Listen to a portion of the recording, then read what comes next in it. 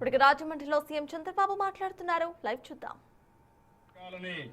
నినాదంతో మనందరం ముందుకు పోవాల్సిన అవసరం ఉంది. దీనికి కుంటు సాకులు చెప్పారు. నిన్న చాలా స్పష్టంగా చిన్న రాష్ట్రాలకు నష్టం జరుగుతుందని మాట్లాడారు.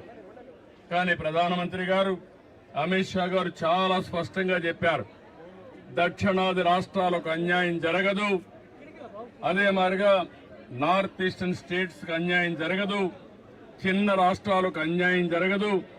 ఇప్పుండే సీట్లతోనే 50% యూనిఫామ్ గా అన్ని రాష్ట్రాల్లో పెంచుతామన్నారు. యూపీలో 50% పెంచితే ఆంధ్రప్రదేశ్ లో కూడా 50% పెంచుతారు.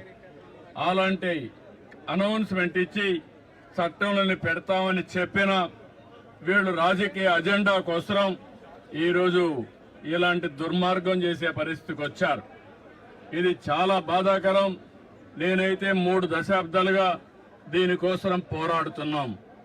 పోరాడి సాధించుకునే ఈ సమయంలో దీన్ని మారుగా చేయడం అనేది చాలా క్షమించరాని నేరం అని కూడా మరొకసారి తెలియజేస్తున్నా.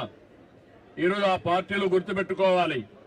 ఏ ముఖం పెట్టుకొని రేపు ఆడబిడ్డల్ని ఓటు అడుగుతారని అడుగుతున్నా. ఆడబిడ్డలంటే అంత చులకనని అడుగుతున్నా.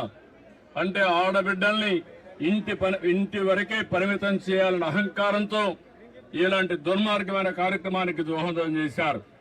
అందుకే నిన్న ఒక విద్రోహ దినం ప్రతి ఇంటికి తీసుకుపోవాల్సిన అవసరం ఉంది. ఈ రోజు మాత్రం ఇక్కడ ప్రారంభం. నేను స్వచ్ఛ ఆంధ్రప్రదేశ్ ప్రోగ్రామ్ ఇక్కడికి వచ్చినప్పుడు నేను మార్నింగ్ అనుకున్నాం, మిత్రపక్షాల ముగ్గురం కలిసి నేను వచ్చే మునిపే పవన్ కళ్యాణ్ గారితో మాట్లాడాను.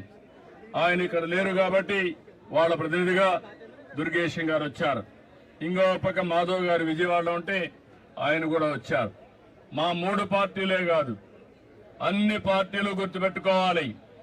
మహిళల్ని మీరు ఓటు అడగాలంటే మహిళా సాధికారత కోసం మీరు కూడా అడ్డంకులు సృష్టించకుండా ఉండవలసిన బాధ్యత, కర్తవ్యం మీ పైన హెచ్చరిస్తున్నా. ఇది చాలా బాధేస్తుంది. తెలుగుదేశం పార్టీ అయితే 2017లో ఆ రోజే చట్టంలో మన అసెంబ్లీలో కూడా తీర్మానం చేసి పంపించాం. ఇది 3 దశాబ్దాలుగా ఒకప్పుడు కాంగ్రెస్ పార్టీ ఉన్నప్పుడు కనీసం అసెంబ్లీలో బిల్లు పెట్టలేకపోయారు. అలాంటిది 2023లో బిల్లు ప్రవేశపెట్టారు. కానీ సెన్సస్ చేసిన తర్వాత మళ్లీ దీన్ని అమలు చేయాలని చెప్పి నిబంధన పెట్టారు. కానీ 29కి మహిళలకు రిజర్వేషన్లు చేయాలనే ఆలోచనతో ప్రధానమంత్రి గారు ముందుకొచ్చారు. ముందుకొచ్చి ఈరోజు సవరణ బిల్లు తీసుకొచ్చారు.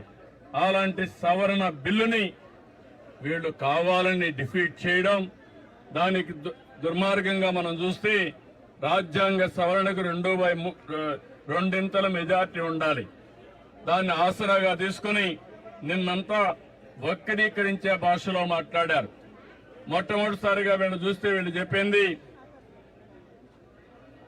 దక్షిణ భారతదేశంలో ఉండే రాష్ట్రాలకు అన్యాయం జరుగుతుందని, నార్త్ ఈస్టర్న్ స్టేట్స్ కి అన్యాయం జరుగుతుందని, దానిపైన బేషరతుగా పార్లమెంట్ లో ప్రజల సమక్షంలో అందరికి అర్థమయ్యేట్టుగా చెప్తే దాన్ని వదిలిపెట్టి ఇంకా లేనిపోని సాకులు పెట్టి బిల్లుని డిఫీట్ చేయడం అనేది చాలా బాధేస్తుంది.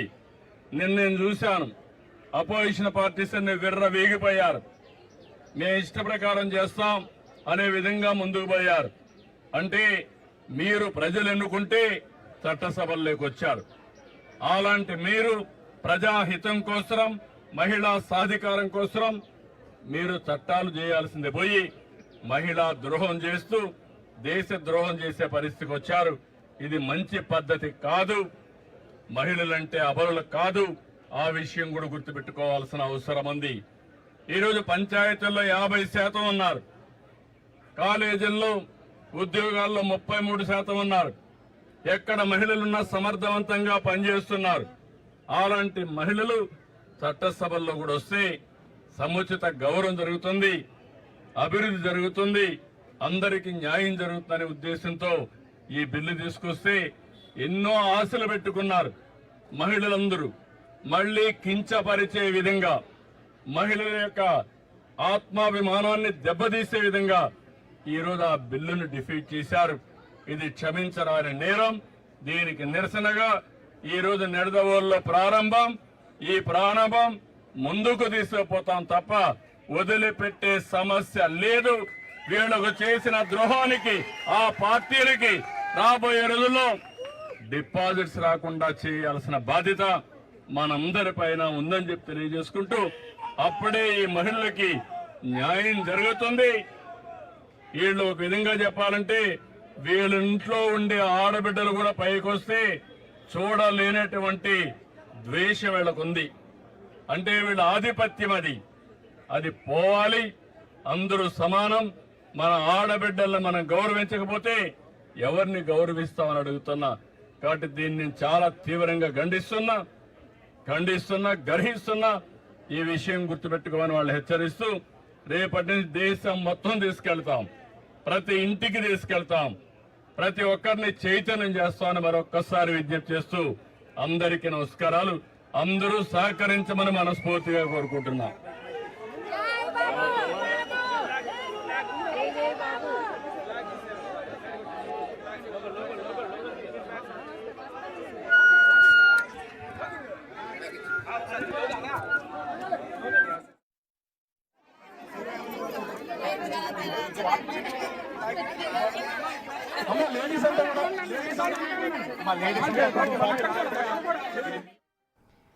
రైట్, ఇక ప్రైమ్ మినిస్టర్ ఇచ్చిన పిలుపుతో ఇటు ప్రతి ఒక్క ఎన్డీఏ కూటమికు సంబంధించిన పార్టీలన్నీ కూడా నిరసనలు వ్యక్తం చేస్తున్నాయి. ఇక నిడదవోలు నుండి ఇటు ఏపీ సీఎం చంద్రబాబు సైతం మహిళా రిజర్వేషన్ బిల్లు వీగిపోవడం కారణంగా ఇటు బాహాటంగా కూడా బయటకు వచ్చి వాళ్ళ నిరసనను వ్యక్తం చేస్తున్నారు. ఇవాళ నుండి నిరసన కార్యక్రమాలు స్టార్ట్ అవుతాయంటూ కూడా ఆయన పేర్కొన్నారు. అయితే ఎవరైతే మహిళా బిల్లును అడ్డుకున్నారో వాళ్ళకి డిపాజిట్లు సైతం రాకుండా చేయటమే ప్రధానమైన లక్ష్యంగా ఇటు చంద్రబాబు పేర్కొంటూ కూడా ఆయన వ్యాఖ్యానించారు. అలానే ఇది ఏదైతే డీలిమిటేషన్ బిల్లును సాకుగా చూపించి మహిళా బిల్లును అడ్డుకున్నారో ఆ బిల్లుకు సంబంధించి ఏ ఒక్క రాష్ట్రం కూడా ఇటు నష్టపోవడం లేదు. ప్రతి ఒక్క రాష్ట్రానికి కూడా 50% సీట్ల పెంపుదల అనేది ఉంటుంది. యూపీకు 50% సీట్లు పెంపు ఉంటే ఆంధ్రాకు సైతం అదే 50% సీట్ల పెంపు అనేది ఉంటుంది. కనుక డీలిమిటేషన్ బిల్లు కేవలం ఒక సాకులాగా మాత్రమే చూపించి మహిళా బిల్లును అడ్డుకున్నారు అంటూ కూడా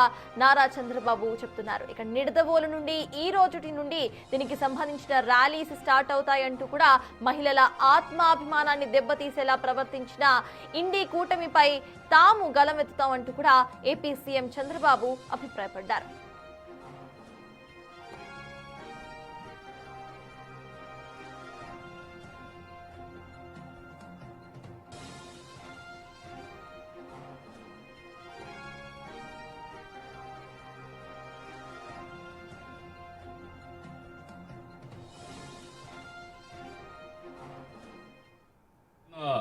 భారతదేశ చరిత్రలో ఒక బ్లాక్ డే. ఎందుకంటే అందరూ అనుకున్నాం మహిళలకు 33% రిజర్వేషన్లు వస్తాయి. చట్టసభల్లో ఎన్నో రోజుల నుంచి ఇది పెండింగ్లో ఉంది. ఎన్నో రోజులు పోరాడాం. ఇప్పుడు తొందరలో చట్టసభల్లో అటు పార్లమెంట్లో ఇటు అసెంబ్లీలో కౌన్సిల్లో 33% మహిళలు చూస్తామని ఆశపడ్డాం. ఇన్ని పోరాటాల తర్వాత అందరూ కూడా ముందుకొచ్చే సమయంలో నిన్న కాంగ్రెస్ పార్టీ దాని మిత్రపక్షాలు ఒక విధంగా చెప్పాలంటే మహిళలకు ద్రోహం చేసి నిన్న భారతదేశ